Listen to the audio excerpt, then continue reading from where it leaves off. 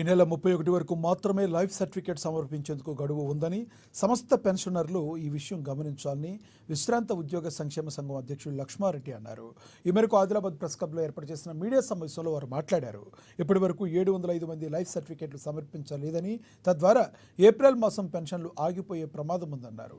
అదేవిధంగా ఈ నెల 25న పెన్షనర్ల భవనంలో మెడికల్ క్యాంప్ నిర్వహిస్తున్నామని, కార్డియాలజిస్టు డాక్టర్ నిషికాంత్ ఆధ్వర్యంలో వైద్య పరీక్షలు చేసి ఉచితంగా మందులు అందజేస్తారని పేర్కొన్నారు. ఈ కార్యక్రమానికి పెద్ద ఎత్తున తరలివచ్చి కార్యక్రమం జయప్రదం చేయాలని కోరారు.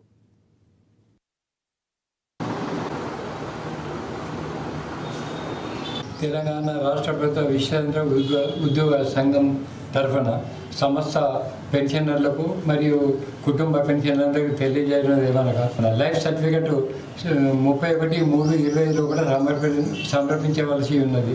కానీ ఇప్పటి వరకు 705 మంది సమర్పించడం జరగలేదు.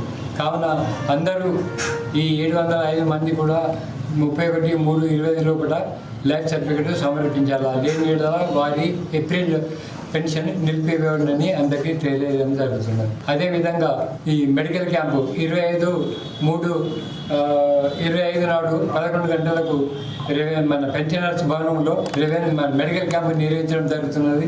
దానికి డాక్టర్ నిషికాంత్ కార్డియాలజిస్టు వచ్చి అందరికీ అంటే నాట్ ఓన్లీ పెన్షనర్స్, అందరికీ పెన్షనర్స్ కానీ, పౌరులు కానీ, ఉద్యోగస్తులు కానీ అందరికీ ఫ్రీ చెకప్ అందరూ